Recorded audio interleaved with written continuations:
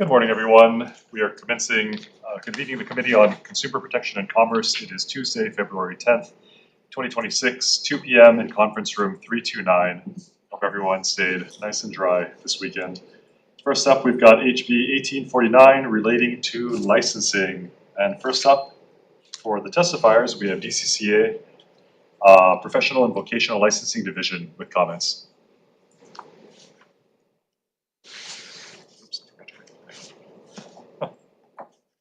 Chair, Vice Chair, Committee members, Cindy Matsushita of DCCA's Professional and Vocational Licensing Division.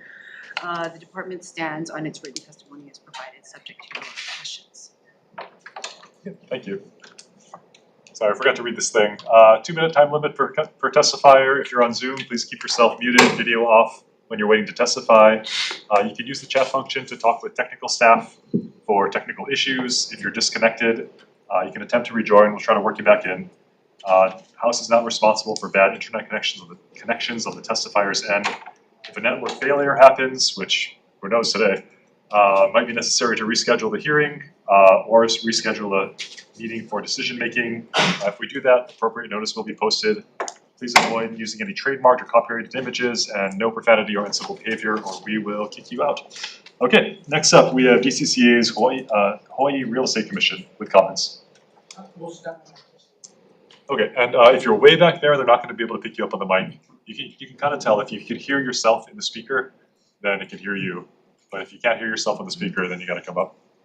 I think it's like the first row, you guys are good, and then if you go back. Neil Fujitani, in for Derek Yamani with the Hawaii Real Estate Commission, and will stand on our testimony offering comments. Yeah, thank you. Next up, Hawaii Coalition for Immigrant Rights in support. Hello, Chair, Vice Chair, members of the committee. We're going to stand on our testimony in strong support of this. I will just note that there are a number of individuals that have lawful visas here in Hawaii, namely folks with deferred action for childhood arrival that are doing things like graduating from Richardson and becoming lawyers and doctors. And we need to think, since the federal government has been so slow in providing pathways for these individuals to remain here lawfully and to have these pathways towards higher professionalization, what we can do as a state. Right now, they're very, very small numbers, but we do have about 340 of those individuals here who are doing their best to serve us in whatever way they can. So mahalo. Thank you. That's all the testifiers we have signed up to testify. Anyone else here to testify in this measure? Okay, seeing none, we'll move on to HB 2000 relating to the right to repair. This is the wheelchair repair bill. First up, we have the National Coalition for Assistive and Rehab Technology in opposition via Zoom. Good afternoon, Mr. Chairman. Can you hear me? Yep, you can go ahead. Thank you, sir. Good afternoon, Mr. Chairman and distinguished committee members. My name is Wayne Grau, and I'm from NCART. I'm testifying in opposition to HB 2000. We represent members located in Hawaii and the manufacturers that provide the equipment and services to the state. Wheelchair users across the country are facing long delays in getting their chairs repaired. Many state legislators are exploring right to repair bills like this, intended to make it easier and faster for people to get their mobility equipment serviced. This goal of faster repairs is one we all share. However, the delays wheelchair users experience are largely the result of insurance policies. Wheelchairs are highly specialized, FDA-regulated medical devices. They're not mass-produced devices. They're tailored to each person's body, goals, and environment, and support a person's health, independence, and daily functions. A stronger, safer solution would tackle the real barriers, eliminate insurance prior approvals and documentation burdens which delay things anywhere from 7 to 21 days. Manufacturers do welcome partnerships with independent repair providers who can meet the same quality and reporting standards. These agreements can expand access to service while maintaining the traceability that federal law requires. The goal isn't to restrict who performs the repairs, but rather to ensure that every repair, no matter who does it, maintains the integrity of the user's equipment and the confidence they place in it every day. The legislation could increase avoidable medical risks. If you're not familiar with the clinical aspects and the clinical implications of each device, even a small adjustment can have major health consequences. As well as repair services, the bill doesn't recognize repairs are controlled by insurance companies. They approve them or deny them. as well as, unfortunately, if the individual or the repair company was not part of their network, the consumer would most likely be forced to pay both the parts and the labor for that repair. Manufacturers share the same goal as wheelchair users. Let's make it quicker and let's make the repairs dependable. We are committed to working alongside legislators like yourself, wheelchair users, advocacy organizations, clinicians, and repair techs to create a comprehensive solution to this national problem, not just a Hawaii problem. We have done this in many other states, and hopefully you'll allow us that opportunity to work with you so we can take care of the people that we serve. Thank you very much for your time. Okay, thank you. Next up, we have Peter Fritz, an individual in support over Zoom.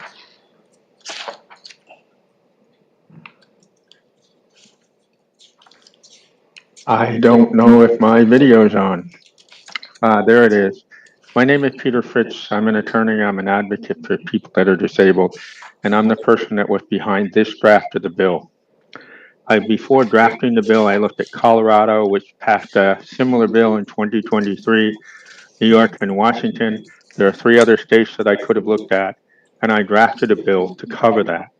You'll note that also there's a bill pending in Florida right now and in Rhode Island, and then in the federal government, HR 5039, wheelchair right to repair, is sitting in the Congress, but based upon what's happening, it may never move. That's a partial joke, unfortunately. I have personal experience. My sister is a wheelchair user, and I know how difficult it is when her wheelchair is not able to be used and how it affects her independence. So I respectfully request that you move this bill forward. In my testimony, I proposed 2 amendments based upon the Colorado law. I can stay around if you have any questions, but I am strongly in favor of seeing this bill move forward. Thank you very much for the opportunity to testify. Yeah, thank you. That's all the testifiers we have signed up today. Anyone else here to testify on this measure? Okay. Members, any questions? Yes. Rep. Yamamoto. Thank you, Mr. Fritz. You heard the testimony from NCART regarding potentially not being reimbursed if repairs are done without prior authorization. Is that a concern for you as an advocate? It is a concern for anybody that needs their wheelchair repaired. Some of these expenses can be extremely costly, but if it keeps me from going to work by not having my wheelchair repaired, I'm certainly going to find a way to pay for it, and then I will take it up with the DCCA Insurance Division about whether or not I was discriminated against on the basis of my disability and their refusal to do that. I mean, we've all encountered those problems with our own medical insurance problems. So I understand the point. I'm just saying, I'm coming at this from the viewpoint of saying, this is something that's necessary for people. We can work out the details on the payment or work forward any way that seems to work for us. And I'm sorry, I'll get off my soapbox, and I thank you for your patience. Thank you very much. Yeah, and members, actually, I forgot to have, did anyone have any questions on HB 1849? I did, but she's gone. Oh, Sorry. Yeah, just flag me down next time. It's okay. Good bill though.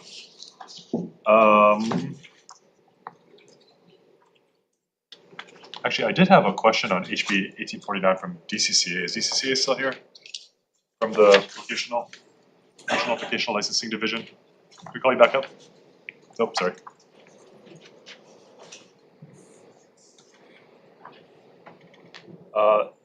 So you raised concerns over a conflict with CFR. It looks like though I have a memo here from the Office of Child Support Enforcement on the federal side that allows an individual in lieu of a social security number to kind of simply make a statement under penalty of perjury that they don't have a social security number and that it's kind of fine for the purposes of child support. If this memo is, have you guys seen this memo at Sorry, all? I have not. Okay, I'm gonna give you a copy of it. Okay. Take a look, maybe we can talk in a little bit, but I just want to know if this allays your concerns about the federal conflict.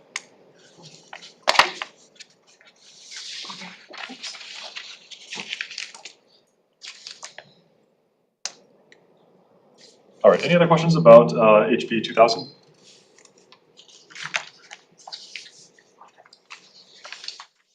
Let's move on to HB 1753, relating to social media. Only have one testifier here today, DCCA's Office of Consumer Protection, with comments.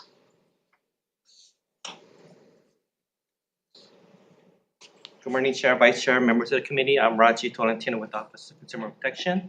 We'll stand on our testimony offering comments. Just want to note that we do offer an amendment to the definition of personal information to enhance consumer protection. Thank you. Thank you. Anyone else here to testify on this measure? Members, any questions? Okay, seeing none, we'll move on to HB 1511, relating to consumer protection. That's odd.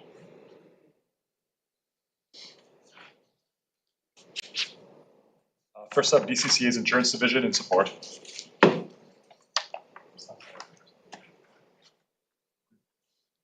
afternoon, Chair, Vice Chair, members of the committee. Jamie Yamamoto on behalf of the DCCA Insurance Division. We stand on our written testimony available for questions. Thank you. Okay, next up we have Alliance for Automotive Innovation with comments. Members of the committee, Tiffany Yajima on behalf of the Alliance for Automotive Innovation. We offer comments and some suggested amendments in our testimony, just to make sure that actual and legitimate marketing departments of auto manufacturers are able to send their own legitimate reminders. Thank you. Thank you.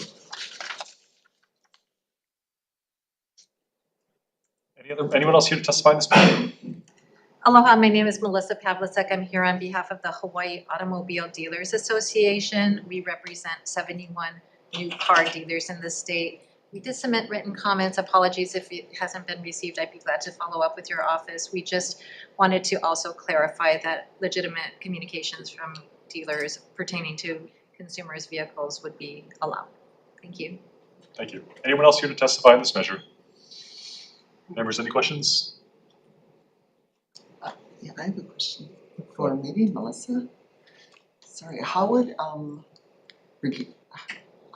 a consumer or recipient of email or solicitations know when something's coming is legitimate?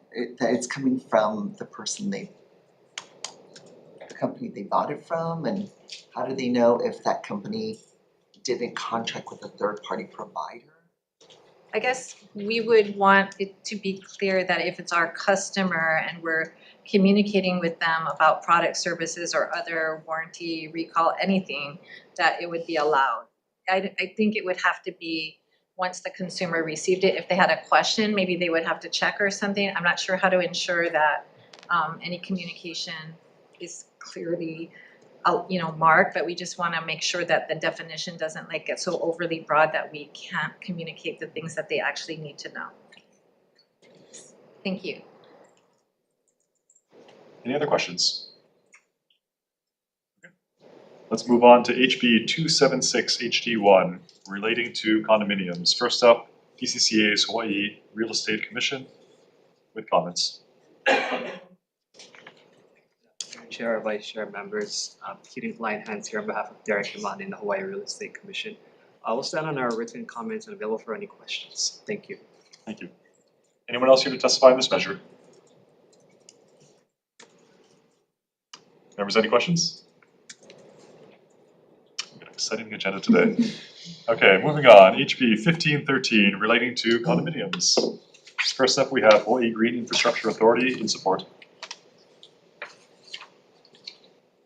Good afternoon, Chair, Vice Chair, and members of the committee. My name is Jenna Siegel here on behalf of the Hawaii Green Infrastructure Authority. We stand on a written testimony in support of this bill, and I'm available for any questions. Thank you. Thank you. Next up, DCCA's Insurance Division in opposition. Afternoon, Chair, Vice Chair, members of the committee. Matt Sujimura on behalf of the Insurance Division. The Insurance Division respectfully opposes HB 1513. I do want to note before I get into this, the HHRF board just met this morning, so in absence of their testimony is due to the fact that they hadn't voted on it yet. So, but I do understand that they will be testifying on this measure should it move forward. The division would just want to note that the HHRF exists for the critical function of providing insurance for condominiums and single-family homes in the state who are unable to acquire that insurance in the authorized market. I think it's important to note the HHRF currently is an active insurance company that is writing policies. The division further notes that there is a major concern that the depletion of the HHRF funds for non-HHRF related purposes will end up having an impact on the current reinsurance contracts, which could end up with higher reinsurance costs for HHRF, which would then drive the price of premiums for HHRF policies up, which would again essentially raise the cost to consumers who can't otherwise afford insurance. So it would somewhat negate the entire purpose of the HHRF should it be more expensive. So I'm happy to answer any questions. Thank you. Thank you. Anyone else here to testify on this measure? Members, any questions? I have questions maybe for a supporter of this bill. What is your understanding in terms of a loan being made to a condominium building, let's say for repiping something or doing the water pipes because they're faulty? What happens if they can't repay the loan? Is something collateralized? Yeah, so I'm actually not an expert on it. So Gwen Yamamoto Lau, our executive director, was planning to attend today, but unfortunately she's out sick. But she can respond to any questions when she's back in office. So unfortunately I don't have the answer for you today, but I will definitely pass that on to her. I've got another question for you too. Anyone else have questions first? Yeah, I was hoping Gwen would be here. Yeah, she was hoping to be here. So we're also pulling about $100 million out of the condo revolving fund. Do you need the money from HHRF for I'm sorry, we're not pulling it out, we're bonding it, but do you need the money from HHRF to make that viable? Or are you guys okay without it? Sorry, I'll have to get the answer from Gwen and we can follow up. Can you text her that question? And Yes. see if she can respond? Yes. Maybe we can circle back before the hearing is over. If we need the 100 million from HHRF. If we need some amount of money from it's a blank amount right now. So how much do we need from HHRF to make this workable? Or do we even need anything from HHRF to make this workable? Okay, I will answer real quick. Okay, thank you. Do you have any thoughts on it? Yeah, sure. I think the only comment that I would make is, last year Act 296, which was passed by the legislature, did include in it an appropriation from the HHRF to the HPIA.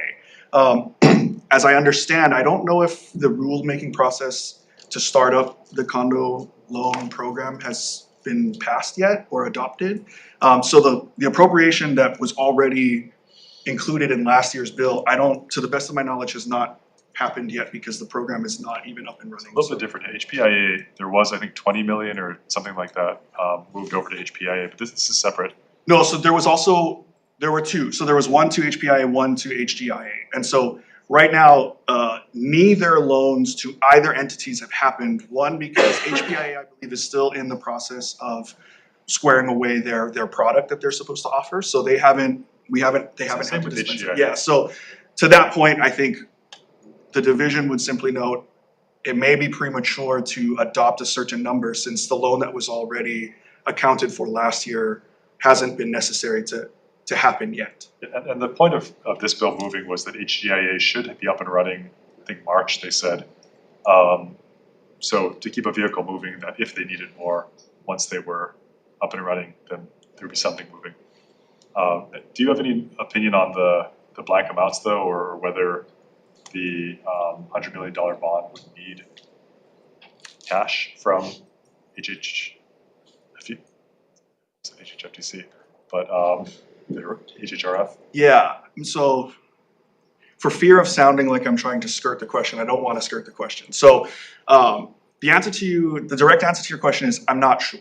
And the reason for that is because I don't know necessarily what the structural scheme of of the HGIA program for the condo revolving loan fund to, I guess, acquire funding from other sources if it is kind of a self-sustainable thing, or if it will constantly require money from HHRF to float the bonds. And I think that's where the concern lies, is that whereas last year Act 296, which simultaneously also reactivated HHRF, at this point the HHRF has already issued out 82 policies. They've had 251 quotes. They have 2.2 billion in coverage already out there. So, and that's based upon Aon's hard work to acquire reinsurance contracts at the current rate based on the current corpus of the HHRF. So any reduction in that, again, I don't want to reiterate that, but will have an impact on the cost. So to your question again of does the division have any comment on the amount? I mean, quite frankly, I think it's whether they need money or not, we're not entirely sure, but whether it should come from the HHRF, the division respectfully opposes that option. Yeah, no, that's fair. HHRF board, if you're listening, great job. Thanks, Pat. Thank you. Did Glenn respond? I haven't gotten a response yet. Okay. Let's move on then. HB 2188 relating to housing. First up, we have OCP in support. Raji Tolentino on behalf of OCP, and we will stand in support. Okay, thank you. Next up, Hawaii Realtors with comments. Good afternoon, Mihoko Ito on behalf of the Hawaii Association of Realtors. We submitted comments which are really concerns about moving this measure due to the FCRA and how it intersects with a requirement that tenant screening reports be used. And also would just point out that there is a working group that is already comprehensively addressing landlord-tenant issues, so that might be something that this issue could be referred to for further deliberation. Thank you. Happy to answer any questions. Thank you. Anyone else here to testify on this measure? Members, any questions? Realtors? So I understand that this type of law has been passed in other states. We're certainly not the first in the nation for it. You mentioned federal. The Fair Credit Reporting Act? Yeah, the Fair Credit Reporting Act. How are the other states dealing with this? You know, that's a good question, and honestly, I don't know. But I do understand that there's there's a restriction under the FCRA where credit reports can only be used for a single permissible use. And this use has to be specific to the reason why you're pulling the screening report. So I think that's, and to be fair, I do not know how the other states have passed laws in this area, given that there is this federal overlay. But it is there, so I think we just wanted to note that for the committee, that you know, it does raise chain of custody issues when a report is pulled, and then if it's reused, you know, especially with today's technologies, you can easily forge or fraudulently produce a report anyway. So I think that's the concern. And this bill would require a third party too. So I'm not sure. Do you have concerns about the third party forging it? Not sure. I mean, I think it just raises the issue of chain of custody, perhaps.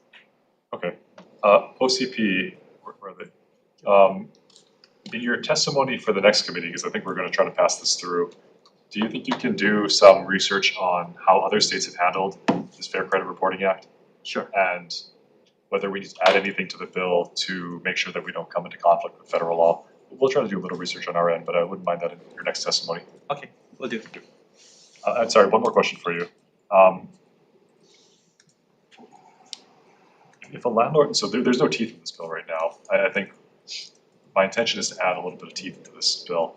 But if we did that and a landlord wanted to appeal a fine for allegedly failing to accept a portable, reusable tenant report, then how would that appeal process go? If it's in circuit court, I believe it just be appealed over there.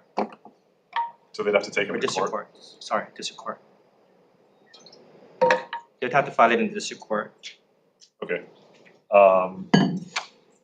Presumably it'd be small claims because the amount's so little, which is not appealable. Is there any administrative appeal that they can do? Not that I'm aware of, but I can do some research on that. Okay, so you're saying their recourse is the court system, basically? Yeah. Okay, thank you. Chair, can I ask one question? Yeah, go ahead, if you want. For the realtors.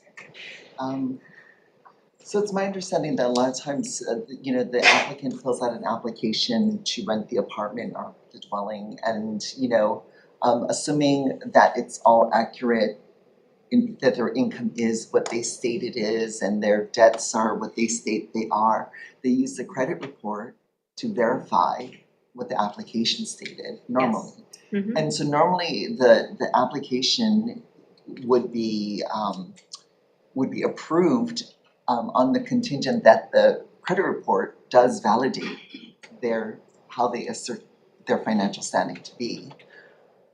I would imagine that this could easily be done, but when the realtor, the real estate agent, when they go to sign the lease, can just pull up on their laptop or their phone even, Experian or wherever, because consumers are allowed to access their own credit report. So if the realtor pulls up the site, the individual logs into their Experian account, they can pull up all the data and verify it at that moment without it costing the realtor anything. I would think that's how it would work in the real world. Well, I think the issue could be that when you pull up a credit report, like you personally pull up your own credit report, it's very different than the screening reports that are run for tenant screenings, right? That it could include criminal history, financial history. It's not the same type of report, right? And it's sort of a higher level of scrutiny that you get. Like when you get a credit report, you pretty much get your personal credit accounts and a score, right? But I think in the tenant screening world, it's a little bit more, there's more involved in the type of report that's pulled. And they can vary from landlord to landlord as well, like what type of. So you're saying that the landlords have more data on the tenant than the tenant gets on the credit itself. screening report, yes. Thank you. Sure. Any other questions on this measure? Okay, let's move on to the last measure, HB 1876, relating to mental health. First up, we have Hawaii State LGBTQ+ Commission in support by Zoom. Okay, looks like they're not present. Next up, the Hawaii State Department of Health Adult Mental Health Division in support. Aloha Chair, Vice Chair, members of the committee. Kevin Kamisada on behalf of the Department of Health. We stand in support, offering comments. Just noting that our testimony, we cited the Supreme Court case instead of the 10th District, which would be the overturned decision if the Supreme Court goes through with it. The department remains opposed to the use of potentially harmful treatment modalities that are not evidence-based or supported by scientific evidence. Thank you very much. We're available for comments. Okay, thank you. Next up, we have Pride at Work Hawaii in support. We stand in strong support of this bill. Thank you. Okay, we have quite a few other testifiers to support, but none indicated they're going to be present. Anyone else here to testify in this measure? Actually, Michael Gloria Jr., he, him pronouns. Yes, I am president of Pride at Work, but I did submit personal testimony. Well, we appreciate the intent of this bill. We have asked for several amendments. We do not want to pretend to know what the Supreme Court's going to do, nor do we want to lose the other valuable pieces of this legislation. So that is why, after discussing with the introducer, we have asked for those 3 amendments. One is to remove the trigger clause, make it effective upon signing. One is to remove anything about talk therapy, because conversion therapy, so-called conversion therapy, is dangerous, not productive, and something that we should, no matter what form it takes, should be something that we should be entertaining. And then the other is clearing up the language in the introduction to make sure that to clear up the bill, because we should be banning this non-therapy for everybody. And we appreciate the definition that's provided in the bill. So. Yeah, we don't want to weaken it. We don't want to also give the implications that yes, talk therapy for so-called conversion therapy is fine, and it's not. It is a form of torture. I do ask anybody who's thinking of voting no against this bill to think about the one person in your life that you love as a child or as an adult. And they put you through this torture to change who you are. There is nothing that can change someone's sexual orientation or gender identity. There is no talking somebody out of who they are. It just does damage. That is why I spent 8 years of my life working to ban it here in the state of Hawaii, and I would hate to see it weakened with the current version of this bill, which I think does that. So that's why if you look, the commission tried at work, support the amendment, support some type of amendments, and I was able to, over the weekend, to come up with those amendments. That's why I submitted personal testimony. And I'm available for any questions. Thank you. Thank you. Anyone else here to testify on this measure? Aloha, Chair and members. My name is Jimmy Chen, and I submit my personal testament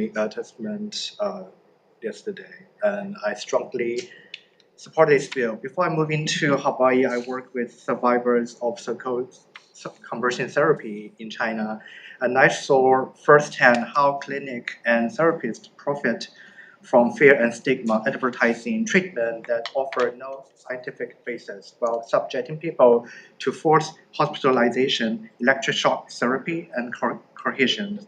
This practice are not therapies, they are commercial exploitation built on discrimination. The UN independent expert on sexual orientation and gender identity called conversion therapy a form of deception, false advertising, and fraud. Even the German health minister emphasized homosexuality is not a disease, and calling it a treatment is misleading.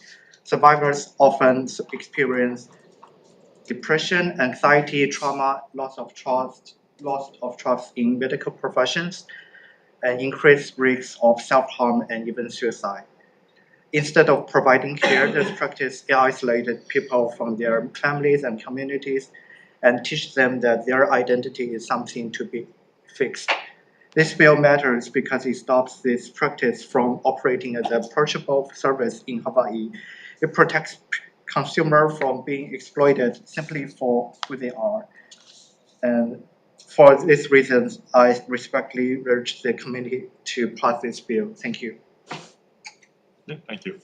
Anyone else here to testify on this measure? Anyone on Zoom? Members, any questions? That's surprising. All right, take a quick recess.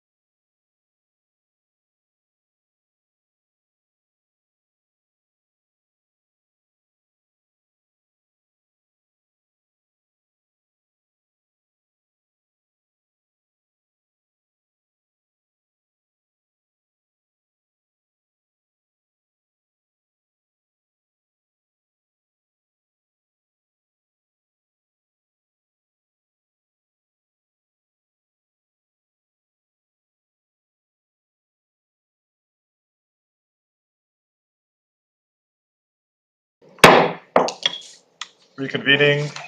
All right, first up on the agenda, we've got HB 1849 relating to licensing.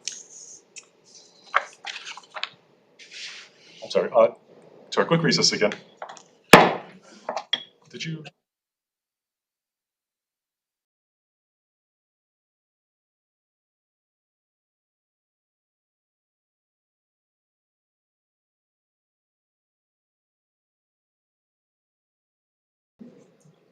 Okay, reconvening. Sorry, I just had to check with DCC to make sure that they were okay with that memo. Does not seem to be any CFR conflict with HB 1849. So HB 1849 relating to licensing, we are not going to require a social security number, or I'm sorry, we will require the social security number if the person has a social security number, but if not, they can submit an ITIN plus a letter affirming that they do not have a social security number per the memo from the Office of Child Support Enforcement. We'll also defect the date. Members, any comments? Okay, seeing none, Vice Chair for the vote. Voting on HB 1849, Chair's recommendation is to pass with amendments.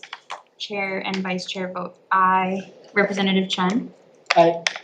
Representative Iligan? Aye. Representative Ichiyama? Aye. Representative Iwamoto? Aye. Representative Kong? Aye. Representative Lowen? Aye. Representative Martin? Aye. Representative Tam? Present, I mean, aye. Aye. Representative Pierre? Okay, Chair, your recommendation is adopted. Okay, thank you, members. Thank you for being present. Next up, we have HB 2000 relating to the right to repair. Excellent bill. Thank you to Peter Fritz for that.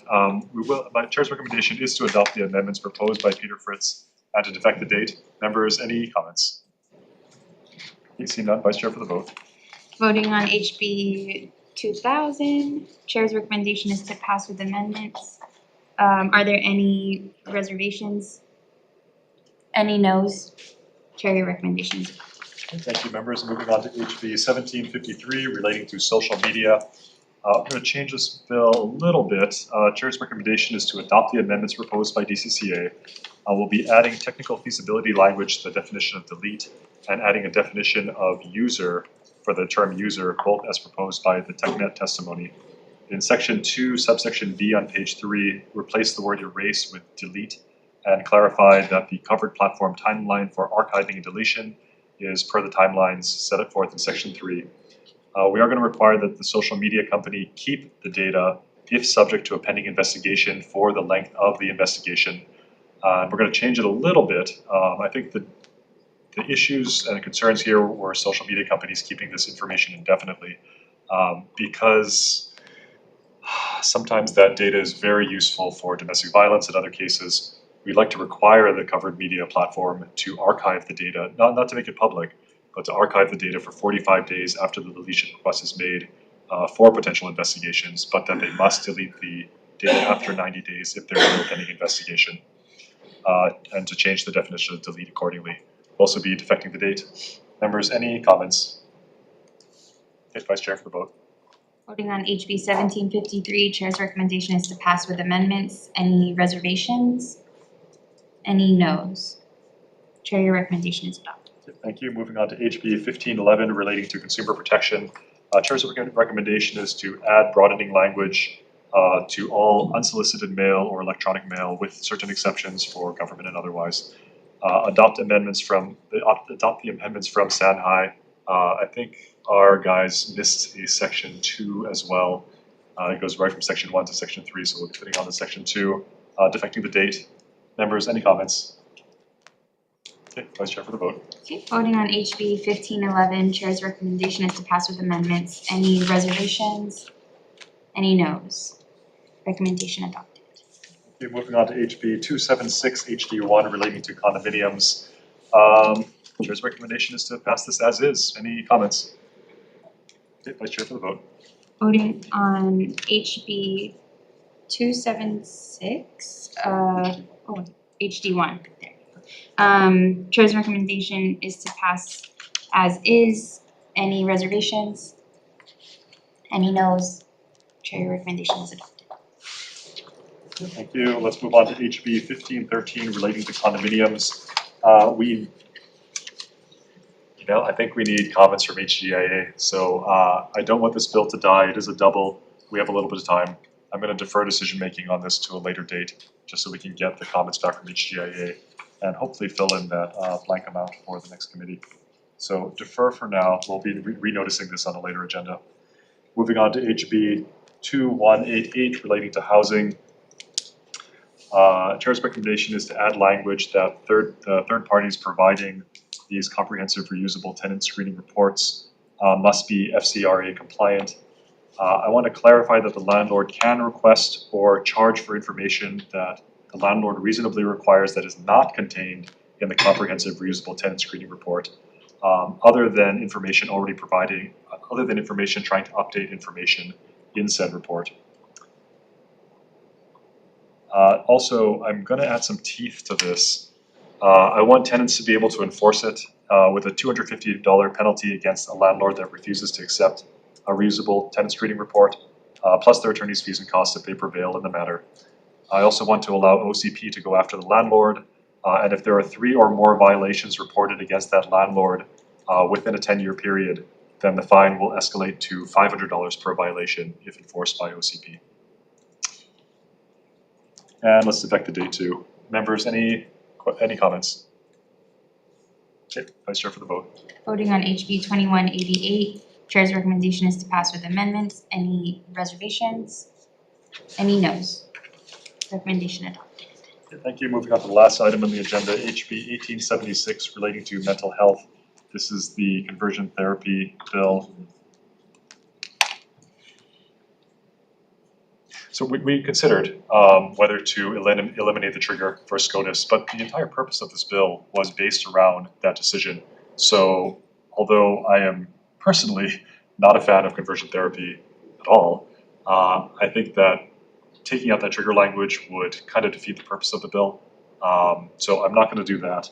I am a little concerned about taking out the age restriction, but I do want to change the age restriction. Right now it's 18. So Chair's recommendation is to change it from 18 to 25 years of age to insert a defective date. Members, any comments? Yes. So I'm a licensed mental health counselor. I'm trained to give conversion therapy. Yesterday at my private practice, I had a bisexual client ask for counseling. Conversion therapy was one of the topics we talked about. Is that something that she wants to explore? Making this illegal is ridiculous. People are allowed to choose what they want when they go to a counselor, and counselors should be free to practice how they've been trained and according to their faith perspective. So I'm absolutely going to vote no against this, and I hope this bill dies. How old is your client, if you're allowed to say? Probably in her 20s. Okay, thank you. Any other comments? Rep. Iwabano. Thank you, Chair. I actually think it's appropriate to not have an age limit on this because people come to realize who they are at different ages and in different situations. So, and sometimes people are desperate in those times, and I would hate for them to be preyed upon by somebody who just wants to make a living in this way. So for that reason, I'm going to be voting with reservations on just my reservations being the 25-year-old cap. Typically, you're not mandating conversion therapy here. I mean, okay. Any other comments? Rep. Tam. Thank you, Chair, for your work on this. I will be supporting you in passing this out. I just want to make a statement, which is that conversion therapy is predatory and it's fraudulent. Noted. Any other comments? Yeah, conversion therapy is an option. You did make a comment already. Can I make a second comment? I mean, is it on the substance of the bill? Yes. Okay, a short one. We gotta move on though. The definition of conversion therapy isn't predatory if it's based on the consent of the client. So if a therapist is giving patient-centered care and the client wants conversion therapy, it's not predatory if it's asked for by the client. Okay, we're not going back and forth on this. This is not a discussion forum, but thank you for your comment. Vice Chair? Voting on HB 1876, Chair's recommendation is to pass with amendments. Any reservations? Reservations. reservations. No for Representative Perrick. Any other no's? Okay, Chair, your recommendation is adopted. Thank you. We're adjourned.